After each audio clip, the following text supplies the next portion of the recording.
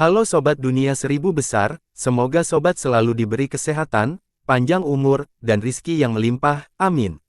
Sebelum masuk ke alur ceritanya, jangan lupa dukung channel ini ya dengan klik subscribe, like, komen, dan share, terima kasih.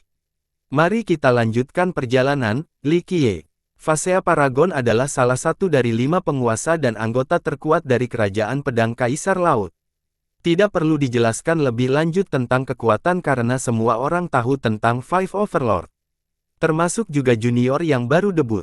Tidak ada yang berani mengucapkan kata pun yang tidak sopan saat membicarakan mereka. Saat ini, leluhur Jialun hanya berada di posisi kedua setelah Phasea Paragon. Jadi, kelebihannya seharusnya sudah jelas.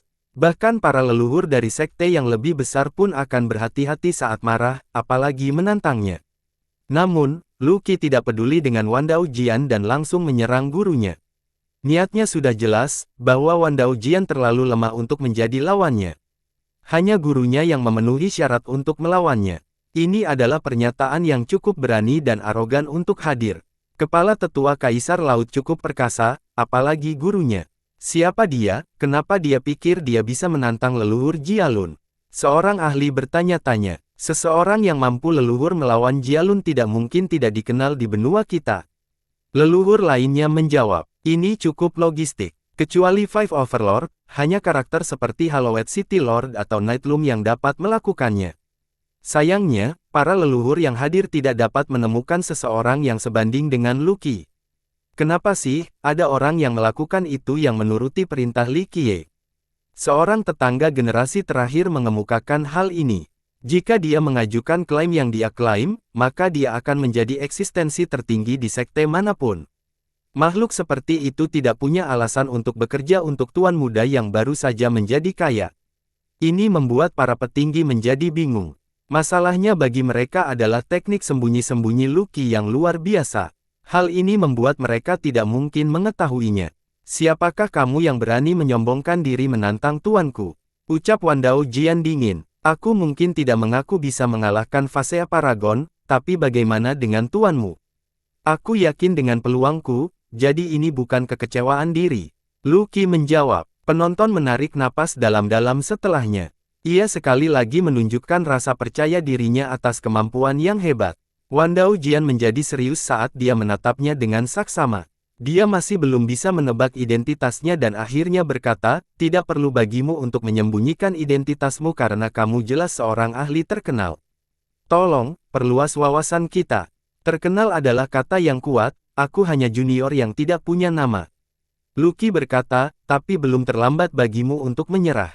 Jadi, Wan Daojian berkata dengan serius, aku akan meningkatkan kemampuanku sendiri dan melihat apa yang bisa kamu lakukan nanti. Dia meremehkan kekuatan Lu Qi karena makhluk yang kuat jarang menyembunyikan identitas mereka. Mereka tidak perlu melakukannya, kebanyakan lebih suka memperlihatkan status mereka daripada bertindak seperti tikus meringkuk. Bunuh mereka semua, Li Qiye berkata dengan malas. Tatapan mata Lu Qi menjadi dingin setelah mendengar perintah itu. Dia memberitahu lawan-lawannya, bersatulah. Ekspresi kelompok Wan Daojian berubah masam. Banyak tokoh besar dari sekte mereka datang hari ini, perjalanan ini bukan hanya untuk menonton pertempuran. Aduh, wanita ini ingin melawan mereka sekaligus. Ini penghinaan yang nyata terhadap Kaisar Laut. Dia berbicara besar kepada seseorang yang bersembunyi di balik wanita. Seorang pemuda berkumpul mengeluh tentang Li Qiye. Oh, ada yang punya masalah denganku. Li Qiye yang bosan tiba-tiba berbicara lagi sambil mengungkapkan kepadatan. Meskipun beberapa orang merasa kesal, tidak ada yang berani melawan Li Qiye saat ini. Dia memiliki kekuatan yang cukup untuk mengintimidasi siapapun saat ini. Sepertinya aku tidak dianggap kompeten dan merendahkan, yang hanya mengandalkan wanita untuk bertahan hidup. Li Qiye tersenyum. Kedengarannya benar, banyak yang ingin mengatakan ini tetapi mulut tutup. Pertama-tama, tidak ada salahnya mengandalkan para wanita. Dia bangkit dan berkata pada Lu Qi, tapi jangan apa-apa, biarkan aku menghangatkan diri. Lu Qi menerima perintah itu dan minggunya. Tidak ada pun di antara pemikiran itu yang menduga perkembangan ini setelah melihat Li Qiye semakin dekat ke medan perang. Berapa banyak yang datang dari Kaisar Laut? Semua berkumpul karena drama ini sudah mulai basi. Mari kita akhiri ini dengan cepat. Dia mencium tubuh dan memberi tahu Wan Daojian. Banyak yang tercengang karena Li Qiye tidak berhadapan dengan ketakutan biasa. Namun, dia memperlakukan mereka seolah-olah mereka bukan apa-apa, tidak peduli untuk mengetahui nama atau gelar mereka. Kelompok Wan Daojian sangat marah. Lu Qi sombong karena dia tampaknya mampu mendukungnya. Di sisi lain, semua orang tahu terhuyung-huyung Li Qiye saat ini. Dia tidak punya peluang melawan Abyss Sion, apalagi mereka semua bersama-sama. Faktanya, Lu Qi ditugaskan di sini. Kesembilan dan Teras Sword Sein sendiri tidak memiliki kemampuan untuk membuat klaim ini. Hahaha, Wan Daojian tertawa karena terlalu marah. Diremehkan oleh Lu Qi adalah hal yang wajar. Sekarang, tuan muda ini berani memperlakukannya seperti ini juga. Saya sudah berkeliling dunia, tapi baru kali ini saya melihat orang yang sombong seperti dia. Untuk segala sesuatu pasti ada yang pertama kali. Li Qiye menyela perkataannya. Wan Daojian tidak bisa menerima kekurangan kesopanan dan rasa tidak hormat yang mencolok. Wajahnya berubah marah dan penuh dengan niat membunuh. Li Qiye, kesombonganmu akan menjadi kehancuranmu, ada konsekuensinya jika menghina sekte kami. Abyss Sion menyela dengan keras. Mengerti, Li Qiye berkata, ayo, aku akan bertengkar dengan kalian semua sekaligus. Kekuatan gabungan Abyss Sion dan para senior hampir tak terhentikan. Seorang junior seperti Li Qiye tampak ingin bunuh diri karena menantang mereka semua sekaligus. Menurutku dia sebenarnya punya peluang dalam pertarungan 1 lawan 1 melawan Abyss Sion, tapi ini konyol sekali. Seorang pakar di dekatnya, Li Qiye selalu mendominasi, sombong, dan yang terpenting, tak terkalahkan. Ia terus menjadi semakin kuat melalui berbagai metode. Beberapa orang benar-benar menyukai peluang Li Qiye. Tentu saja, tapi harus ada batasnya. Dia tidak akan mampu menantang penguasaan Dao. Seorang yang melibatkan generasi terakhir tidak mempercayainya. Aku heran apa yang ada dalam pikiran bocah nakal itu hingga dia begitu percaya diri. Pada titik ini, semua orang tahu bahwa Li Qiye bukanlah orang bodoh atau gila. Meskipun mereka membenci kepribadiannya, mereka mengakui kemampuannya sampai batas tertentu. Masalah di sini adalah mereka tidak melihat jalan kemenangan bagi Li Qiye. Sang pewaris dan yang lainnya juga tidak mempercayainya, tetapi kemarahan dan kebingungan membutakan mereka. Mereka tidak dapat menemukan alasan untuk keyakinannya. Apakah kamu yakin ingin menghadapi kami semua sendirian? Sang pewaris meloloskan diri ke permanen. Mereka berasumsi bahwa Lu Qi akan membantu dengan cara tertentu. Itulah satu-satunya cara dia untuk menang. Jangan khawatir, jika aku bilang aku melakukan ini sendirian, aku akan sendirian. Li Qiye mendengus. Terima, Wan Daojian, berkata pada Abyss Sion, jelas ingin membunuh Li Qiye. Sang pewaris menarik napas dalam-dalam dan berkata, baiklah, kami akan menghiburmu. Persiapkan hukum dan harta terbaikmu kalau begitu. Matanya hanya berkedip dengan penuh keserakahan sesaat. Semua orang menginginkan harta karun Li Qiye, termasuk dirinya sendiri. Sekutu-sekutunya dan anggotanya bereaksi serupa. Membunuh Li Qiye di sini berarti merampas sumber dayanya. Jika Kaisar Laut bisa mendapatkan senjata penguasaan Dao lainnya, salah satu anggota kerumunan tidak berani menyelesaikan pemikirannya. Yang lain menjadi emosional. Ibu kota Kaisar Laut sudah memiliki banyak senjata penguasa Dao. Bagaimana jika mereka bisa mendapatkan senjata Li Qiye juga? Ini akan memulai era dominasi yang belum pernah terlihat sebelumnya di wilayah ini. Biasanya, Wan Daojian dan yang lainnya peduli dengan reputasi dan gengsi mereka. Ini mencegah mereka menyerang Li Qiye sebagai satu kelompok. Namun, dialah yang menantang mereka dalam kasus ini. Hal ini memberi mereka semua pembenaran yang dibutuhkan untuk membunuh dan mengambil hartanya, tidak seorang pun dapat mengkritik mereka setelahnya. Li Qiye akan menjadi pihak yang bersalah karena keangkuhannya. Dengan demikian, skenario ini berkembang menguntungkan bagi Wan Daotian dan Kaisar Laut. Banyak sekali waktu yang terbuang hanya untuk hal-hal sepele. Aku tidak butuh senjata Dao Lord untuk membunuh kadal kecil, cukup dengan batu bata saja. Ucap Li Qiye acuh tak acuh, sekali lagi mengipasi api. Junior, aku akan mengulitimu. Salah satu tetua dari Kaisar Laut mengungkapkan giginya. Li Qiye mengayunkan tangannya seolah-olah sedang menamparkan lalat, aku salah, kamu lebih seperti lalat yang menyebalkan daripada kadal. Sementara itu banyak orang mulai berdiskusi di antara mereka sendiri. Metode jatuhnya uang lagi. Seorang ahli berkata pelan, mungkin dia bisa menang jika dia menggunakan cukup banyak batu giok makanan penguasa Dao. Saya tidak sabar melihat jumlah yang dibutuhkan untuk mengalahkan kelompok itu. Yang lain setuju. Kami siap melihat metode uangmu jatuh. Abis Sion menghunus senjatanya. Kelompoknya juga yakin bahwa Li Qiye akan menggunakan metode ini dalam pertempuran. Oleh karena itu, mereka saling melirik dan mengangguk sebelum menyebar. Mereka menaruh perhatian khusus pada posisi mereka. Aktifkan. Wan Dao Jian meraung dan mulai melepaskan hukum dari tangannya. Rune Dao muncul di bawah kakinya dan menyebar keluar. Para tetua lainnya melakukan hal yang sama, rune serupa juga muncul di bawah mereka. Berdengung. Rune-rune tersebut dijalin bersama untuk membentuk diagram yang cukup besar untuk mempengaruhi area ini. Hukum yang dilepaskan oleh Wan Dao Jian menjadi lebih kuat dan melekat pada struktur spasial. Energi kekacauan dan Dao tersegel di dalam area efeknya. Para penonton menyadari diri mereka menjadi tidak berdaya. Formasi apa ini? Seorang ahli yang tercengang berteriak. Kehilangan energi kekacauan sejati akan membuat siapapun takut. Lumayan. Gunakan formasi segel kekacauan ini untuk mengatasi kegagalan uang. Li Qiye tersenyum. Jadi begitulah. Seorang leluhur yang netral mendengar nama itu dan mengenalinya. Kau pernah mendengar sebelumnya? Tanya temannya. Itu adalah formasi yang dimaksudkan untuk energi kekacauan. Ingat, uang jatuh adalah metode rahasia yang mampu mengendalikan energi ini. Jadi, formasi itu adalah musuh bebuyutannya.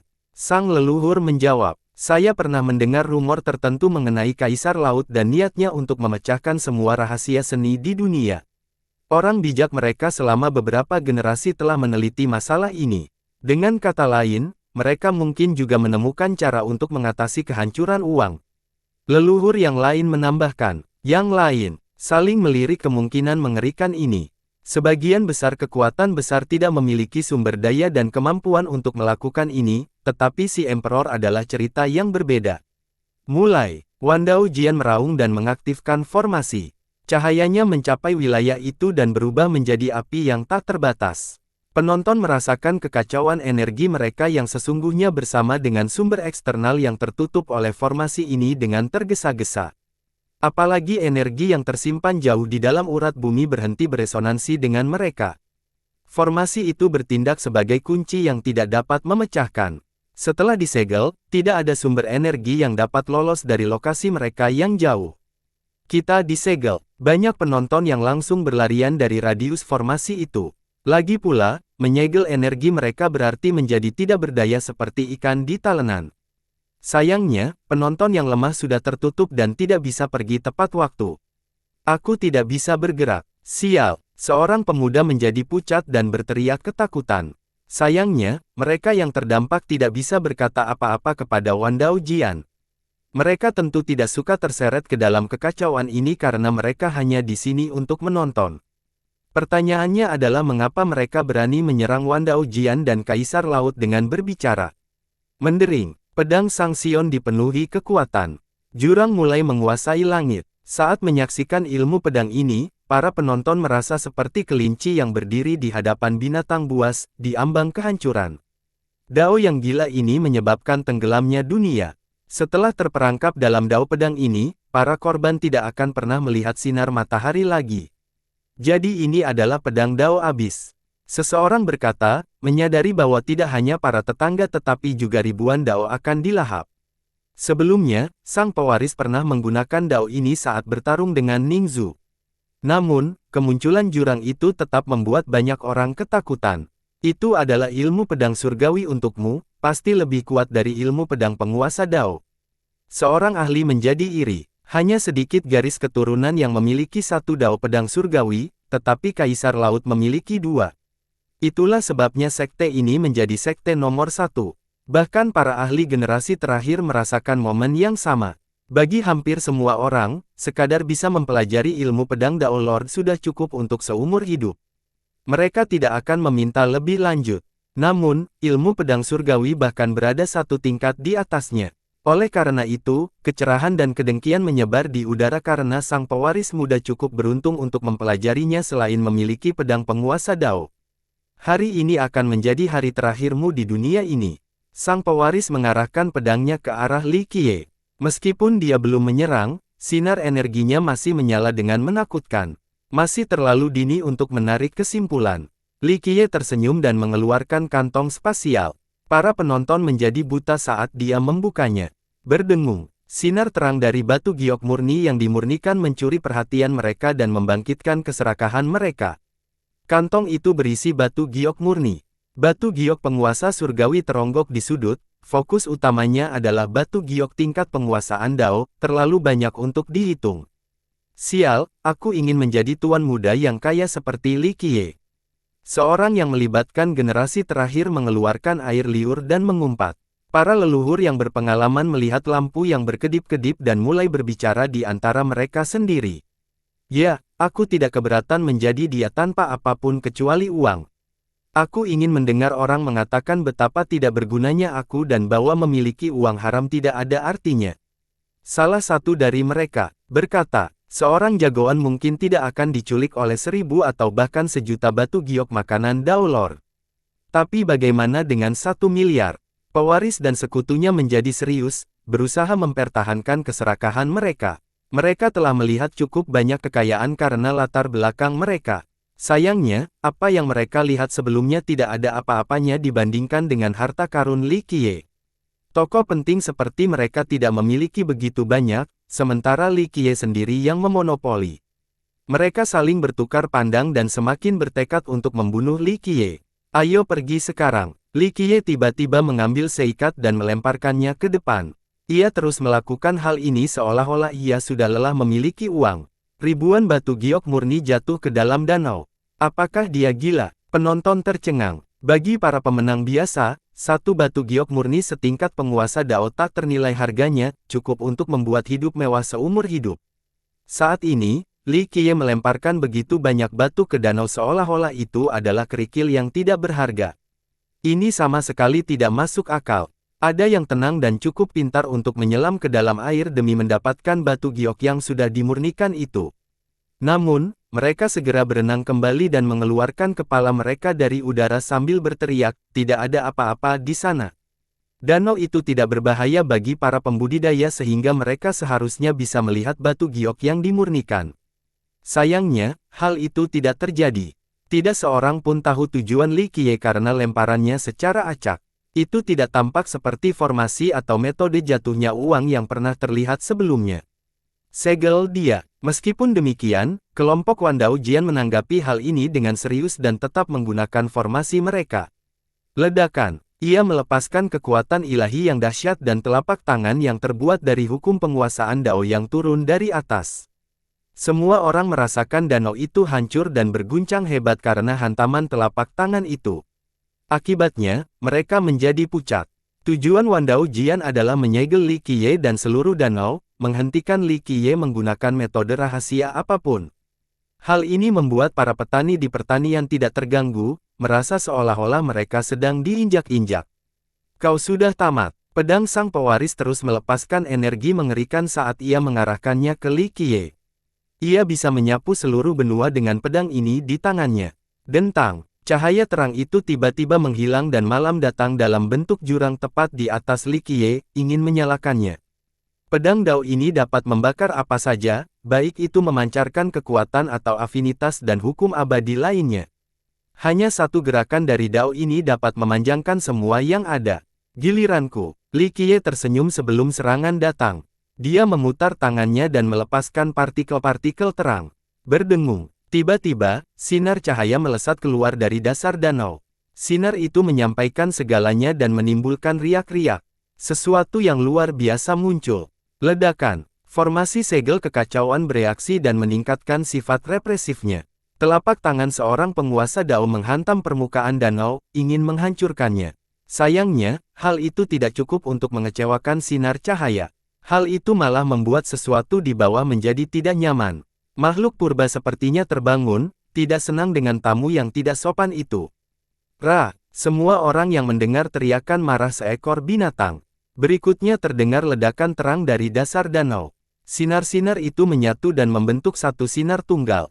Sinar itu tampak seperti naga besar yang terbang ke atas dan menghancurkan formasi itu. Perkuat, kelompok Wan Dao Jian menjadi ketakutan. Para penonton juga merasa khawatir. Formasi itu sendiri sangat mengesankan karena diciptakan oleh seorang penguasa Dao. Selain itu, para penggunanya juga mampu, sebagian besar adalah tetua dari Kaisar Laut. Ini cukup untuk menekan sebagian besar kekuatan besar. Sayangnya, sinar naga itu menyebabkan kerusakan serius. Formasi itu hampir runtuh. Gemuruh. Para tetua dan pelindung Kaisar Laut segera menuangkan vitalitas dan kekuatan mereka ke dalam formasi. Sosok yang menakjubkan muncul dengan tergesa-gesa, tampak tak terkalahkan sepanjang masa. Sifat formasi yang menekannya semakin kuat. Seorang penguasa Dao, penonton langsung kehilangan kebebasan mereka, tidak bisa bergerak sedikit pun. Fokus figur itu adalah menghentikan apapun yang ada di dasar danau. Benar saja, benda di bawah sana tersendat dan berhenti meronta. Formasi ini sangat kuat. Seorang ahli memperhatikan sinar itu melemah. Mati. Sang pewaris memanfaatkan situasi ini dan mengirim jurangnya ke arah Li Qiye. Itu adalah tebasan yang tidak berbentuk namun tidak dapat dihindari. Penonton mengira Li Qiye sudah tamat. Mereka melihat ilusinya melayang di udara lalu jatuh dan berguling-guling di tanah. Padahal, tebasan itu hanya beberapa inci dari leher Li Qiye. Hal ini membuat tangan lagi. Sinar lain datang dari dasar danau dan menyerapnya sepenuhnya. Ledakan. Teknik Sion menghantam apa yang tampaknya merupakan batu terkuat di dunia. Percikan api memercik kemana-mana setelah bunyi dentuman yang memekakkan telinga akibat benturan tersebut. Sang pewaris gagal membunuh Li Qiye sambil memantulkan kembali dengan keras. Ia hampir kehilangan pegangannya. Sinar yang menyelubungi Li Qiye ini berfungsi sebagai baju zirah terkuat yang ada, dan dengan mudah menghentikan Dao Pedang Abis. Benda ini menghentikan pedang penguasa Dao dan pedang Dao Cakrawala. Penonton tercengang setelah melihat ini. Bahkan baju besi ilahi akan terbelah namun sinar itu melindungi Li Qiye dengan baik. Ledakan. Ketika serangan sang keturunan gagal, wilayah itu tiba-tiba bergetar hebat. Sinar naga yang melindungi Li Qiye juga menembus kerangka formasi itu. Naga ini mengeluarkan dan memancarkan auranya yang deras membawa banjir purba. Ia menjelma menjadi naga sejati dengan cahaya yang berdenyut. Ia tampak terbuat dari bintang-bintang terang, tampak megah dan indah. Fakta bahwa ia tidak memiliki tubuh fisik tidak menghalangi kehadirannya yang menakjubkan. Ia menjulang di atas semua makhluk dan bertindak sebagai penguasa semua binatang. Para penonton tidak percaya, mereka belum pernah melihat naga asli sebelumnya dan beberapa tidak percaya akan keberadaannya. Namun, naga surgawi ini mungkin tidak memiliki tubuh fisik, tetapi aura naganya terasa begitu nyata dan menindas. Mereka ketakutan setengah mati, karena mengira tidak ada naga lain yang lebih menakutkan dari naga ini.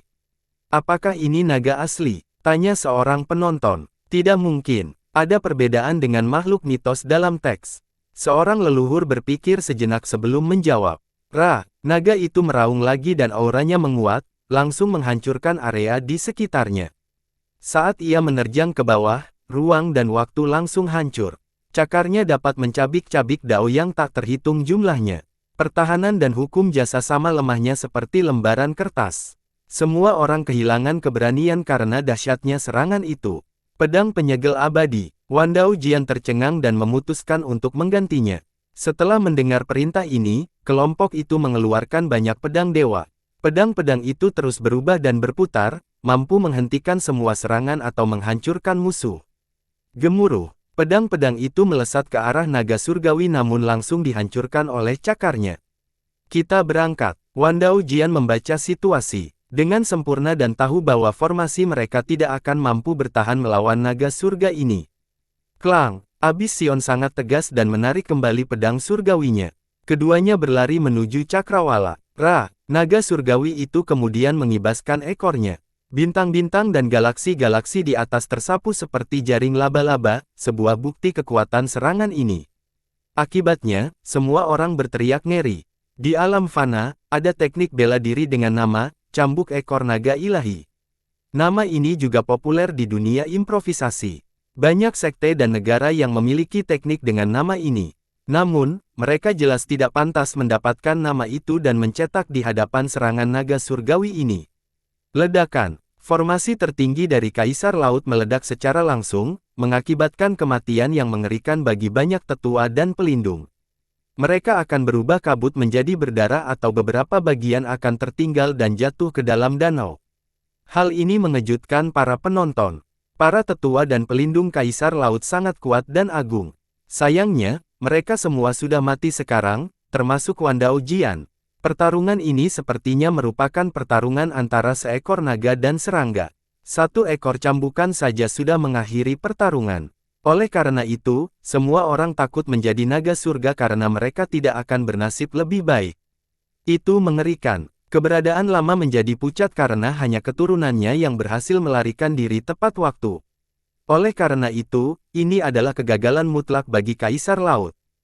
Para penonton yang tercengang kemudian melihat naga surgawi itu meraung ke arah Li Qiye sekali sebelum jatuh kembali ke dalam danau dan menghilang tanpa jejak.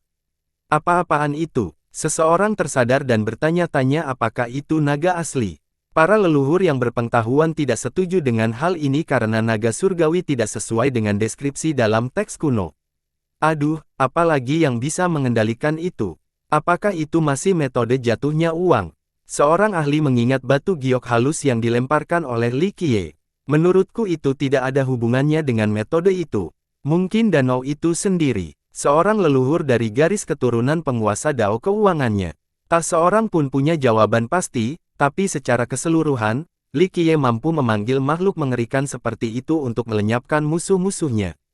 Jadi ada sesuatu di dasar danau. Seorang jagoan memfokuskan ke dasar danau tetapi tidak menyadari sesuatu yang aneh. Mungkin inilah alasan mengapa Cloud Dream Lake sudah ada sejak lama. Para bandit yang beruntung berada di sini, kata seorang tetua agung. Yang lain setuju dengan ini karena banyak era telah berlalu tetapi sarang kejahatan ini masih terus ada. Banyak penguasa Dao telah muncul dan tidak akan sulit bagi mereka untuk melenyapkan tempat ini. Berdengung, guncangan hebat lainnya dan kilatan terang mencuri perhatian semua orang di seberang sana. Pertempuran di Pulau Naga Hitam juga akan segera berakhir. Jian Sanqiang melayang tinggi di udara sambil menarik tali busur hingga batas maksimal. Ribuan anak panah dewa muncul di belakangnya dan tampak seperti sepasang sayap malaikat yang terbakar. Hal ini membuat banyak orang tercekik karena mereka tahu bahwa hal itu dapat menembus langit dan bumi. Astaga, benar saja, anak panah utama melesat dengan kecepatan luar biasa. Bahkan pikiran tidak dapat mengikuti arah anak panah, apalagi mata. Penonton merasa seolah-olah mereka terpisah dari waktu dan ruang, berjalan setengah ketukan lebih lambat. Ini berhasil menghancurkan perisai 800 komandan, yang menyebabkan teriakan. Menyembur di langit malam dan tubuh besar bernyanyi memerintahkan terpental beberapa saat sebelum jatuh ke tanah. Matanya terbuka lebar, tidak siap untuk mati. Ia mengira ia akan menjadi pemenang, tetapi kekuatan Jian Sanqiang melebihi harapannya. Saya menang taruhan, misi selesai. Sanqiang menyeka darah di tepi dan tertawa. Dia tampak dalam kondisi tenggelam dengan luka-luka yang mengerikan. Kali ini dia mempertaruhkan nyawanya untuk membunuh komandan dan membersihkan klannya dari anggota jahat. Pergeseran formasi, perintah Tai Jian, Klang, lapisan dan tirai pedang di sekitar pulau terbuka dan menyerang balik. Pergeseran ini menimbulkan kerusakan serius pada para bandit yang menyerang. Ribuan dari mereka terbunuh hanya dalam waktu singkat dengan banyak lubang di tubuh mereka. Para ahli di sana menarik napas dalam-dalam setelah melihat peningkatan tiba-tiba dalam potensi membunuh. Formasi ini pasti berasal dari seorang penguasa Dao. Salah satu dari kata-kata mereka, sambil menyadari bahwa meskipun tindakannya bersifat membunuh, masih ada keilahian yang mulia dan agung yang ditampilkan sepenuhnya dalam formasi tersebut. Meskipun demikian, formasi tersebut sengaja diubah oleh seseorang. Misteri sebenarnya disembunyikan sehingga sulit untuk menentukan sumbernya. Menurutku para bandit akan menghadapi masa depan yang sulit. Seorang leluhur berkata, mereka telah kehilangan banyak orang, bahkan 800 komandan tewas dalam pertempuran. Rencana mereka telah tamat dan mereka kini berada dalam posisi yang sangat tidak menguntungkan. Beberapa waktu lalu, para bandit berada di atas angin karena keunggulan jumlah mereka. Selain itu, ini juga merupakan kandang mereka. Sayangnya, kekalahan dalam pertempuran ini dengan cara yang begitu drastis mengubah segalanya. Moral mereka pasti berada pada titik terendah sepanjang masa. Pengikut Li Qiye tidak nyata, mereka semua adalah master tersembunyi, tidak banyak sekte di benua kita yang mampu menyiapkan formasi pedang ini. Seorang master generasi terakhir merasa cemburu. Dewa dan setan saja bisa disewa kalau punya cukup uang, apalagi kalau tenaga ahli, kata seorang pemuda. Ledakan. Tiba-tiba, ledakan keras terdengar dari kejauhan. Angin kencang menyebabkan terbentuknya gelombang tinggi. Ombak kemudian menjadi cukup tinggi untuk diklasifikasikan sebagai tsunami yang mempengaruhi seluruh danau. Apa yang terjadi? Teriakan orang banyak dengan heran. Mereka kemudian melihat spanduk di atas ombak. Sebuah pasukan berkuda sedang datang. Aura pembunuh yang mirip dengan jutaan pedang bilah membuat mereka tebal. Kavaleri ini mengenakan baju besi hitam dengan kilau yang mengilap. Mereka tampaknya datang dari neraka itu sendiri. Spanduk mereka yang berkibar juga seluruhnya berwarna hitam. Saat mereka menunggangi ombak, mereka tampak seperti angin puting beliung raksasa yang melanda dunia. Badai gelap. Seorang ahli yang lebih tua langsung mengenali mereka. Pasukan Dark Gale sudah tiba. Yang lain ikut bergabung. Dark Gale Camp adalah pemimpin dan pemilik sejati Cloud Dream Lake. Meskipun danau itu memiliki 18 pulau yang dikuasai oleh bandit-bandit yang melanggar hukum, pada kenyataannya, tempat itu memiliki tatanan khusus dan tatanan aturan. Aturan-aturan ini ditulis oleh Dark Gale Camp. Semangat para bandit bangkit kembali setelah melihat pasukan berkuda ini. Mereka menjadi yakin dapat mengalahkan musuh. Kavaleri ini dapat menandingi pasukan lainnya. Para pemburu menarik napas dalam-dalam setelah melihat kedatangan mereka yang menakjubkan. Kekuatan dan haus darah mereka bukanlah akting.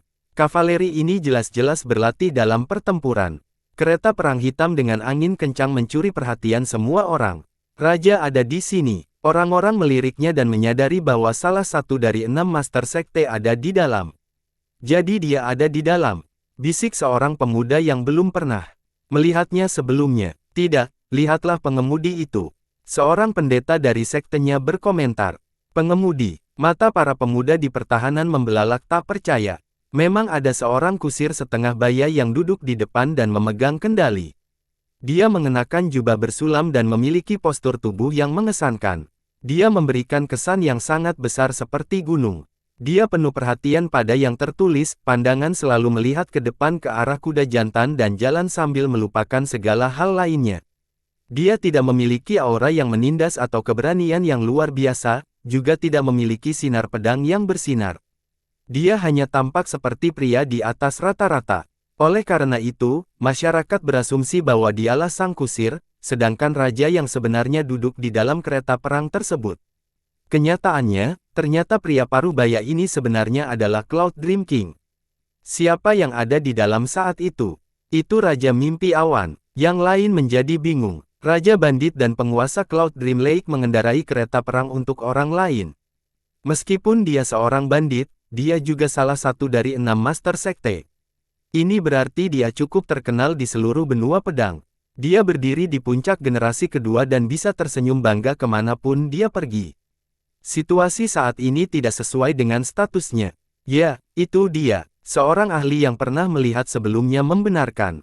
Orang-orang saling bertukar pandang. Hanya sedikit orang di benua pedang yang layak menerima jasanya. Mereka mulai berpikir tentang makhluk di dalam kereta perang itu. Beberapa orang membuka pemandangan surga untuk melihatnya. Di sisi lain, para leluhur dan orang-orang penting memiliki ide yang cukup bagus. Mereka semua memikirkan satu orang tertentu, satu-satunya orang di Cloud Dream Lake yang dapat menikmati perawatan ini. Siapa yang ada di dalam? Tanya seorang pemuda. Malam hari, seorang leluhur berkata, dialah satu-satunya yang pantas menerima ini. Nightloom. Para pendengar di sekitar menarik napas dalam-dalam. Ini adalah judul lama yang hampir dilupakan oleh kebanyakan orang. Berhenti. Suara bergema di telinga semua orang. Awan hitam mengepul di atas para bandit yang mengelilingi Pulau Naga Hitam. Teriakannya tidak begitu keras, namun tetap saja membuat pendengarnya takut, seperti mendengar guntur yang tak terduga. Para bandit itu tenang dan mundur dari medan perang, menatap kapal perang. Formasi juga pedang mundur dan tidak mengejar. Leluhur Nightloom, para penguasa pulau menemukan harapan setelah melihat raja mereka mengendalikan kereta perang. Awalnya, mereka senang melihat bantuan dari Dark Gale Camp. Raja dan pasukannya dapat membantu mereka menghancurkan Pulau Naga Hitam, lalu mereka akan meraih formasi pedang tertinggi itu. Namun, melihat Nightloom sendiri membuat mereka emosional. Apa yang dilakukan Nightlum leluhur di sini? Beberapa dari mereka bertanya-tanya. Ketika mereka masih kecil dan tumbuh di dekat danau, mereka pernah mendengar sebutan ini sebelumnya tetapi tidak pernah bertemu dengan pembudidaya sampai hari ini. Sesuatu yang besar sedang terjadi. Pikir para leluhur yang netral. Secara keseluruhan, kemunculan pertamanya setelah beberapa generasi menggemparkan. Dia adalah salah satu yang terkuat saat ini, dikabarkan berada di level yang sama dengan Hallowed City Lord dan hanya sedikit di bawah Five Overlord. Ya, benar, Li Qiye sedang menyerang danau sekarang. Dia tidak bisa membiarkannya begitu saja, kata seorang ahli. Banyak yang mengira demikian. Li Qiye telah mengguncang fondasi 18 pulau sehingga perkemahan badai kegelapan harus melakukan sesuatu.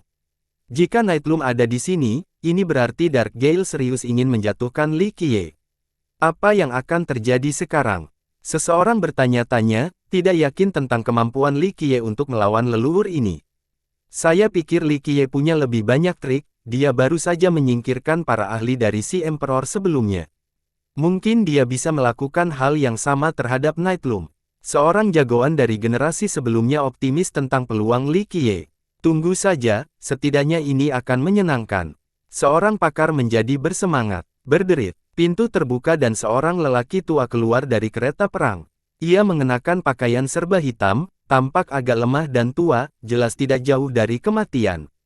Itu Nightlum, seorang leluhur perkasa mengenalinya. Semua orang menyaksikan dengan napas tertahan, tidak berani menampilkan rasa tidak hormat meski lelaki tua itu tampak sangat lemah. Tentu saja, tidak ada yang berani mempertimbangkan kekuatannya. Oleh karena itu, suasana menjadi sunyi saat dia turun. 18 pulau itu memiliki banyak ahli dan penjahat.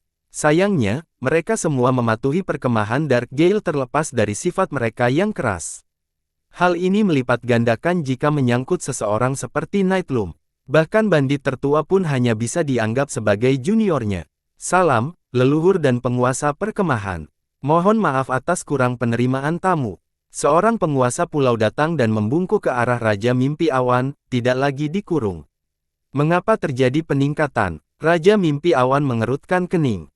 Penguasa pulau segera menjawab, Penguasa Kam, itu karena musuh memaksa kita, berani mengambil alih Pulau Naga Hitam dan membantai orang-orang kita. Tolong balaskan dendam saudara-saudara kita yang gugur.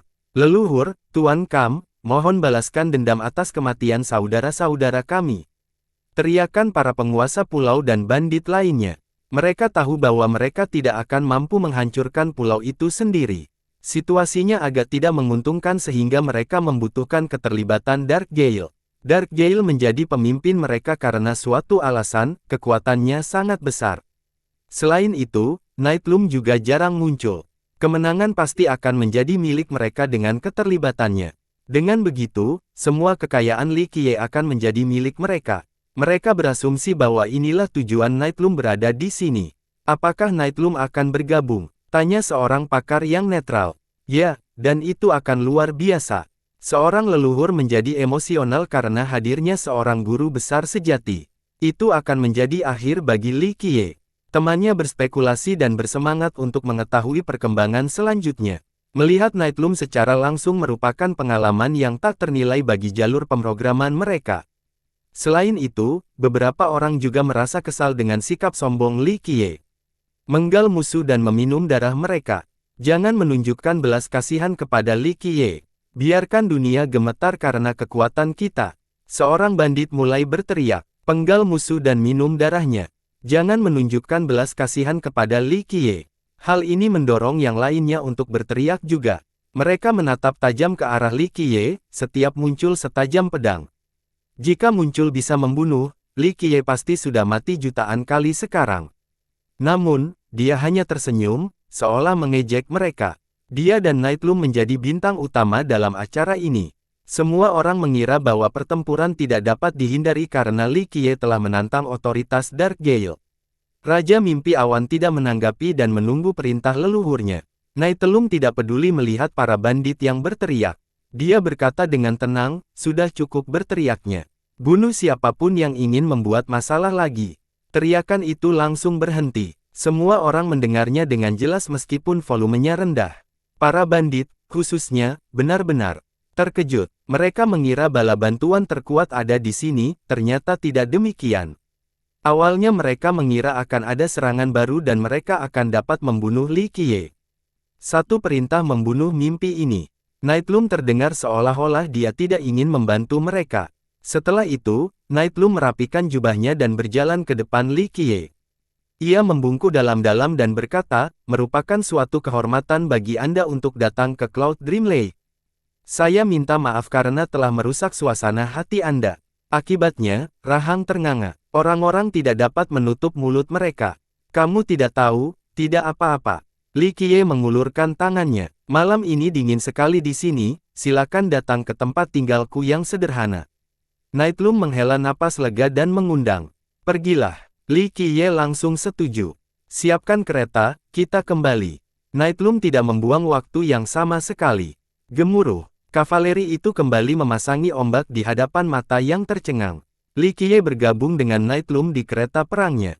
Semua ini terjadi terlalu cepat dan mengejutkan semua orang.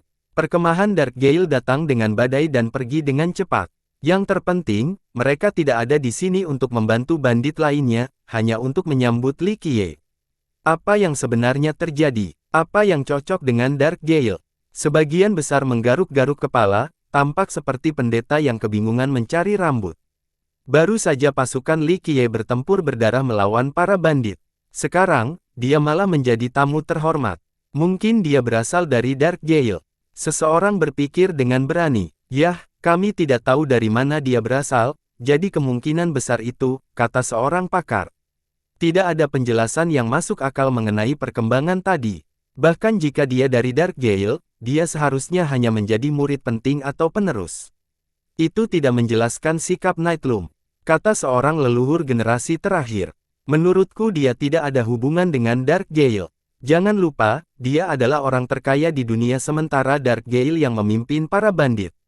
Jika mereka menjadi sekutu, mereka akan memiliki tenaga kerja dan sumber daya. Seorang leluhur berpikir, maksudmu Dark Gale ingin bekerja sama dengan Li Qiye untuk tujuan yang lebih ambisius? Temannya menjawab, hanya sedikit yang mendapat kesempatan istimewa untuk mengunjungi kamp Dark Gale. Cabang utamanya sebenarnya tidak berada di sebuah pulau, tetapi mencakup seluruh wilayah. Pengunjung akan melihat gunung besar yang menghalangi jalan semua orang dan menyerupai penghalang. Gunung itu terletak tepat di tengah-tengah Dark Gale Camp dan Cloud Dream Lake. Dalam arti tertentu, danau tersebut berfungsi sebagai parit. Hal ini, bersama dengan gunung, membuat sulit bagi yang lain untuk menyerang kamp tersebut.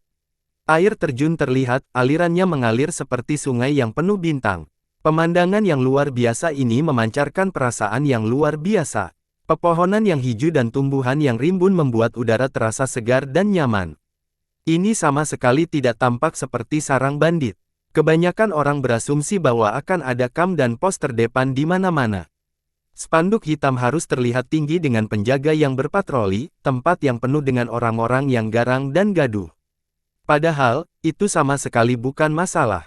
Orang-orang akan mengira tempat ini sebagai tanah leluhur sebuah sekte penting. Aura keagungan dan keindahan pemandangannya sungguh mengagumkan. Li Qiye turun dari kereta dan mendapati dirinya berdiri di puncak yang tinggi. Ia menghirup udara segar dalam-dalam. Hanya ini berbagai yang kudapatkan. Li Qiye berdiri di tepi dan menatap dunia sambil tersenyum. Siapapun yang berada dalam situasi ini pasti ketakutan. Bagaimanapun, ini adalah tempat yang dipenuhi oleh para ahli tersembunyi termasuk leluhur yang hebat seperti Nightlum. Tak satu pun dari hal ini menjadi masalah bagi Li Qiye, dia tetap acuh tak acuh dan santai seperti biasanya. Junior ini berada di bawah perintah leluhur. Nightlum bersujud dan berbicara dengan rendah hati. Raja Mimpi Awan dan yang lainnya juga bersujud, tidak berani bernapas dengan keras. Nenek-nenek moyang, tanya Li Qiye. Nenek moyang adalah makhluk agung yang mampu mencapai surga. Nightlum menjawab dengan tergesa-gesa. Kau bukan keturunan naga, tidak punya garis keturunan. Li Qiye menggelengkan kepalanya. Nightlum tampak agak canggung saat dia terbatuk dan berkata, kami bukan keturunan leluhur. Aku hanya beruntung dan diajari sebentar oleh leluhur, maka dari itu aku memiliki kemampuan saat ini. Benar. Sepertinya orang tua itu berusaha keras untukmu, sayang sekali hanya ini yang kau pelajari. Li Qiye mengangguk. Siapapun yang berpikir bahwa ini adalah penghinaan. Nightlum hanya berada di urutan kedua setelah 5 penguasa saat ini, tetapi Li Qiye tidak mampu memahaminya. Meskipun demikian, Nightlum tidak marah. Rasa malu justru menyerangnya saat ia menjawab, sang leluhur berkata bahwa aku kurang memiliki pemahaman dan hanya bisa belajar pada tingkat yang dangkal. Tolong bimbing aku, bangsawan muda. Tidak ada yang bisa kuajarkan padamu. Li Qiye menggelengkan kepalanya, orang tua itu telah mencapai tahap yang luar biasa. Hanya beberapa orang terpilih dalam sejarah yang telah melampauinya. Dia mengajarimu dengan baik, tetapi kau berhenti di sini, ini batasmu. Saya malu karena gagal memenuhi harapan, kata Nightlum. Di mata para pemukul biasa, dia berdiri di puncak. Namun, sejak dia berhubungan dengan gurunya, dia menyadari betapa tidak pentingnya dirinya. Tuannya adalah eksistensi agung sejati yang dapat mengalahkan siapapun. Sayangnya, bakat dan pemahamannya terbatas. Jika dia memahami ajaran gurunya, 5 penguasa tertinggi tidak akan layak disebut di hadapannya. Tidak apa-apa, aku merasa tenang mengetahui bahwa dia masih hidup. Biarkan aku mendiskusikannya. Li Qiye mengulurkan tangannya. Lewat sini, bangsawan muda. Nightlum segera memimpin jalan. Mereka berjalan ke sebuah halaman di daerah terpencil. Hanya Nightlum dan Cloud Dream King yang memiliki akses. Di dalamnya ada sumur tertutup. Sumur itu kuno dan penuh dengan rahasia yang sulit dipahami. Seseorang seharusnya tidak mencoba menguraikannya karena itu hanya akan membuang-buang waktu. Masih ada udara di dalamnya. Biasanya, bahkan para pendukung papan atas akan merasa kesulitan membuka segel ini. Nightlum tahu rahasianya jadi dia tidak punya masalah. Setelah dia mendorong penutupnya hingga terbuka sepenuhnya, udara dingin menyembur ke atas. Keabadian sepertinya telah ditutup di dalam sumur ini. Keluarlah untuk menemui teman lama. Li Qiye menunduk dan berkata, cebur. Seekor ikan pelangi terbang keluar dari sumur, tampak sangat cantik karena semua warnanya. Ia mengeluarkan gelembung yang memantulkan warna serupa dari sinar matahari. Li Qiye tersenyum dan naik ke atas ikan itu. Ikan itu terus mengeluarkan lebih banyak gelembung dan keduanya menghilang dari pandangan secara ilusi. Leluhur, kapan aku bisa bertemu dengan leluhur? Raja Mimpi Awan bertanya setelah Li Qiye pergi. Pengetahuannya tentang Forefather benar-benar terbatas pada apa yang Nightlum katakan kepadanya, bahwa Forefather adalah alasan mengapa Cloud Dream Lake tak tersentuh selama bertahun-tahun. Bahkan para penguasa Dao tidak ingin menantangnya. Saat kau dipanggil, kata Nightlum, dialah satu-satunya yang cukup beruntung untuk menerima bimbingan dari nenek moyang. Dia tidak tahu apa yang sedang terjadi, tidak berani membayangkan mengenai maksud sang leluhur, dia juga tidak dapat melihat dunia di baliknya. Awan dan kabut memenuhi wilayah terpisah ini. Kelihatannya surrealis, seperti ilusi atau mimpi. Sayangnya, wilayah ini tampak terbengkalai dan tak bernyawa. Namun, jika mereka dapat melampaui itu semua dan melihat inti dunia ini, mereka akan menemukan urat nadi yang berfungsi sebagai jantung, yang memberdayakan segalanya di sini. Sebuah paviliun tua berdiri di suatu tempat di daerah ini. Sayangnya, paviliun itu dalam kondisi yang buruk. Badai kecil saja seharusnya dapat merobohkannya. Penampilannya menipu dalam kasus ini. Paviliun itu telah bertahan selama bertahun-tahun dan menghadapi berbagai rintangan. Ada 2 kursi dek tua, satu disiapkan untuk Li Qiye. Kursi itu berderit saat dia duduk, terlihat sangat tidak stabil. Ia bersantai dan menikmati semilir angin. Jutaan tahun berlalu dalam sekejap mata. Ini adalah karakter yang biasanya digunakan untuk leluhur. Progenitor, leluhur, nenek leluhur, primogenitor, apapun seperti itu berfungsi di sini. Forefather adalah yang paling tidak berasumsi dan mungkin paling cocok tanpa konteks lebih lanjut. Angin sepoi-sepoi yang lembut seakan menjadi satu-satunya tatanan alam yang bekerja dalam dimensi ini. Kau di sini, suara lemah menyapa Li Qiye. Pembicara itu pasti sudah mati. Benar, Li Qiye terus bersantai di kursinya. Seorang lelaki tua renta duduk di kursi satunya. Orang bisa mengira dia mayat jika dia tidak berbicara lebih awal. Dia tidak membuka mulutnya, kata-katanya terbawa angin seperti bisikan roh. Kematian sudah dekat untukku. Suaranya tidak hanya merasuki telinga, tetapi juga jiwa pendengarnya. Kau akan hidup selama 3 hingga 5 zaman lagi. Li Qiye menjawab dengan lembut. Meskipun demikian, tampaknya ia telah membuat keputusan untuk lelaki tua ini. Kekuatanku terkuras, tidak ada perbedaan antara hidup dan mati sekarang. Lelaki tua itu tersenyum kecut. Orang bilang, menjalani hidup yang dipinjamkan masih lebih baik daripada kematian yang baik. Jawab Li Qiye, aku bukan salah satu dari mereka, menjalani hidup yang dipinjamkan tidak ada artinya. Yang ditanggapi oleh lelaki tua itu.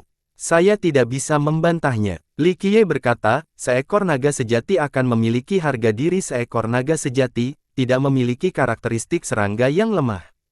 Namun, kolam yang dangkal tidak dapat menampung seekor naga sejati dan juga bukan tempat yang tepat untuk beristirahat. Jangan terlalu sentimental sekarang, ini hanya kematian, dan ini juga bukan pertama kalinya. Lelaki tua itu tertawa bahak. Tawanya secerah dan sehangat sinar matahari, sama sekali tak terkendali dan menjangkau segalanya. Kamu lebih berpikiran terbuka daripada aku dalam hal ini, kata Li Qiye. Sudah berada di titik tertentu setelah berabad-abad. Ia tersenyum, aku tidak butuh keturunan untuk datang melihat tulang-tulangku yang tua atau mengingatku. Mereka punya jalannya sendiri. Li Qiye tersenyum, jika mereka mampu, mereka akan maju. Jika mereka tidak berguna, maka tidak perlu khawatir tentang mereka. Saya tidak khawatir karena satu tempat adalah milikmu itu. Saya sudah menyuruh mereka pergi. Sedangkan saya tidak setuju dengan tempat yang rusak ini. Katanya, baiklah, kalau begitu, serahkan saja perjalanan panjang itu untukku. Semuanya masih sama seperti sebelumnya. Hanya saja, orang yang berjalan berbeda. Kata Li Qiye, sudah saatnya bagimu untuk berangkat, kata lelaki tua itu. Li Qiye tidak menjawab dan mengalihkan ke kubah langit. Rupanya ada jalan setpak yang mengarah lebih ke atas sana tanpa ujung yang terlihat, bahkan setelah perjalanan yang berlangsung selama 1 miliar tahun. Merasa tua, lelaki tua itu tersenyum. Begitu banyak orang tua yang masih hidup, terlalu dini untuk menyebutku tua. Aku baru berusia 18 tahun dibandingkan dengan mereka. Li Qiye mendengus. Mungkin aku harus mati lebih awal agar kau bisa berhenti menolak mengakui usiamu. Lelaki tua itu sepertinya tidak terlalu memikirkan kematian. Sulit untuk menyatakan, mungkin setelah bertahun-tahun, orang tua sepertimu akan mendapatkan kembali gairahmu. Kata Li Qiye, lelaki tua itu menjadi sentimental dan mengingat masa lalunya. Dimulai dengan mempelajari seni bela diri dan mengulangi ulang serangan, lalu melakukan tindakan heroik. Senang rasanya hidup. Ia menambahkan, tetapi kematian juga tidak seburuk itu. Tulang-tulangku mungkin bernilai beberapa koin, cukup untuk menyuburkan tanah ini. Benar, saat aku mati, mayatku mungkin akan meracuni segalanya. Li Qiye menambahkan, itu mungkin saja. Lelaki tua itu tertawa, aku yakin kau akan terkenal. Dewa kematian akan menginjak-injak wajahmu saat bertemu denganmu karena kau adalah tukang jagal, burung gagak yang tidak membawa apapun kecuali bencana. Tidak apa-apa. Dunia boleh berpikir sesuka hati mereka. Li Qiye mendengus. Jangan khawatir, tidak peduli seberapa besar dirimu, kamu akan tetap hidup, Dark Crow. Kata lelaki tua itu. Li Qiye terdiam sejenak sebelum berbicara pelan, mungkin kau benar, terkadang kematian lebih baik daripada kehidupan. Itu urusan orang lain, bukan kamu. Kamu tidak boleh mati karena kamu akan terus membuat masalah selama berabad-abad mendatang. Kata lelaki tua itu dengan serius. Ya, dunia yang membutuhkan orang jahat sepertiku atau dunia akan menjadi terlalu membosankan dan damai. Kedamaian mendatangkan kemakmuran dan domba gemuk, sebagian orang akan meneteskan air liur saat itu. Mereka akan menampilkan taring mereka pada waktunya, kata lelaki tua itu. Saya sudah menunggu sangat lama. Sungguh merepotkan kalau mereka begitu sabar, kata Li Qiye. Mungkin ada orang lain sepertimu, yang sedang menunggu pada saat yang tepat, kata lelaki tua itu. Angin tiba-tiba berhenti dan suasana menjadi serius. Ya, binatang buas suka memakan domba, tetapi ada monster yang memangsa binatang buas. Li Qiye mengangguk. Monster-monster itu mungkin tidak selalu seberuntung itu, imbu lelaki tua itu. Li Qiye mengusap pipinya dan berkata, kedengarannya seperti kau sedang mengutukku dan mengukir kata, monster, di wajahku. Aku harus melihat ke cermin dulu. Yah, mungkin kamu orang yang beruntung. Lelaki tua itu tersenyum. Sulit untuk dikatakan, hanya pemenang sejati yang bisa tersenyum pada akhirnya. Kata Li Qiye, surga yang jahat. Lelaki tua itu tiba-tiba membuka matanya lebar-lebar, menjadi emosional. Matanya kosong tetapi masih berisi alam semesta yang tak terbatas. Ada percikan yang nyaris tak terlihat di sana yang dapat mencapai kosmos dan melahirkan kehidupan yang tak terhitung jumlahnya. Jika hari itu tiba, kurasa mati di surga yang jahat bukanlah hal yang buruk. Itu adalah harapan yang menjadi kenyataan bagi banyak orang, hanya sampai sejauh itu. Li Qiye sedang berpikir. Sekali lagi, kamu harus menjadi pelayan. Orang tua itu mengingatkan. Ya, orang lain bisa, bukan aku, bukan aku. Li Qiye menghela napas dan menyetujui, tidak mudah untuk mati sekarang ini, atau setidaknya kematian yang bisa diterima, tidak ada yang mengalami hal sesulit aku. Kamu telah memilih jalanmu, sekarang kamu harus berjalan atau mendaki hingga mencapai titik. Kata lelaki tua itu, aku datang ke sini untuk mendapatkan barang-barang yang berguna, bukan untuk kau tikam aku dengan kata-kata. Li Qiye mendengus. Tidak apa-apa, aku tidak bisa menusuk terlalu lama karena aku akan segera mati. Orang tua itu, menurutku masih terlalu dini untuk mengatakan itu. Kura-kura bisa hidup lama, dan bahkan lebih baik dari kura-kura, canda Li Qiye. Orang tua itu terkekeh sebelum memasang ekspresi muram, aku kalah. Dua kata sederhana ini terasa berat bagai beban gunung yang tak terhitung banyaknya. Tidak heran, kamu sudah tua dan tidak bertanya-tanya dulu. Jawab Li Qiye. Tidak, aku tidak punya alasan, ini kekalahan. Aku mungkin juga akan kalah saat aku masih dalam masa keemasanku. Dia kuat, sangat kuat. Lelaki tua itu mendesah. Aku tahu, yang terkuat. Li Qiye mengangguk. Saya khawatir Anda harus melawannya terlebih dahulu sebelum mencapai surga yang penuh kejahatan. Bagaimana persiapannya? Tanya lelaki tua itu. Mungkin surga yang jahat tidak akan memberi kita kesempatan, kata Li Qiye. Kemungkinan besar dia tidak akan memberi kesempatan. Aku tetap berpikir yang terbaik bagimu adalah melawannya atau konsekuensinya akan berat. Usul lelaki tua itu. Apa pendapatmu tentang dia? Tanya Li Qiye. Orang tua itu berasumsi dengan hati-hati sebelum menjawab, saya tidak percaya padanya. Bersambung.